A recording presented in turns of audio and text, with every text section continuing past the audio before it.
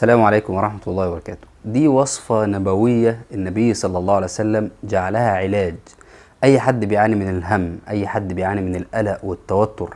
يعني لما عرفوا الهم قالوا هو الخوف من حدوث مكروه في المستقبل، توقع حدوث مكروه في المستقبل. الإنسان اللي هو خايف على لقمة عيشه، خايف من يعني أحيانا زيادة الأسعار، خايف من حاجة ممكن تحصل له في المستقبل، دايما مهموم، دايما متضايق، مش عارف ينام، مش عارف يعيش حياته بشكل طبيعي.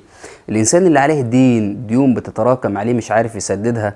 فهذا حديث النبي صلى الله عليه وسلم وعلاج هذا الموقف من النبي صلى الله عليه وسلم لما دخل المسجد والصحابة كانوا متعودين يعني فإذا قضيت الصلاة فانتشروا في الأرض وابتغوا من فضل الله. لما يخلصوا الصلاة مع النبي صلى الله عليه وسلم كل واحد يروح يشوف شغله ويسعى على كسب عيشه ورزقه. فلاحظ النبي صلى الله عليه وسلم ان في واحد من الأنصار قاعد في المسجد في غير وقت الصلاة. قال له: يا أبا أمامة، ما لي أراك في المسجد في غير وقت الصلاة؟ انت قاعد دلوقتي، ده مش وقت الصلاة، المفروض تكون في عملك، المفروض تكون بتسعى على رزقك. قال: هموم لزمتني وديون يا رسول الله، انا مهموم تعبان مرهق الآن متوتر علشان عليا ديون كتير مش عارف اسددها. فالنبي صلى الله عليه وسلم ما ادالوش فلوس ولا قال له اشتغل كذا ولا كذا، لا، هناك أبواب يفتحها الله عز وجل دون حساب، يرزق الإنسان من حيث لا يحتسب، الذي يحسن التوكل والاستعانة بالله سبحانه وتعالى. فقال: ألا أعلمك كلاما إذا أنت قلته أذهب الله همك وقضى عنك دينك. قضى عنك دينك مش هتصحى تلاقي فلوس تحت المخدة، لا أبدا، هتلاقي ربنا بيسر لك الأمور، بيفتح لك الأبواب المغلقة. قال: قلت بلى يا رسول الله. قال: إذا أصبحت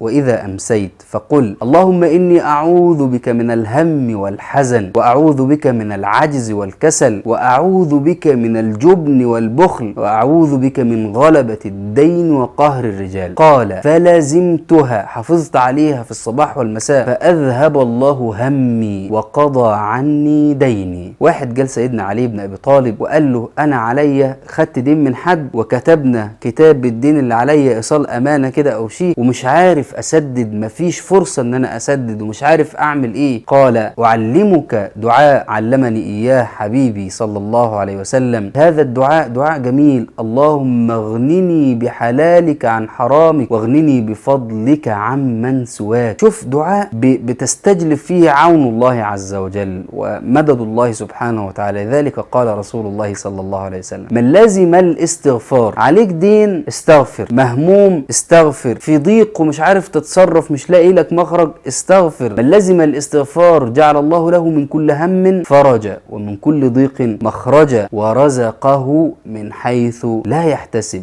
شوف بقى الاستعانة بالله عز وجل بيقين، يقضي الله الدين، يفرج الله عز وجل الهم، يرزقك من حيث لا تحتسب. نسأل الله أن ييسر أمورنا أجمعين.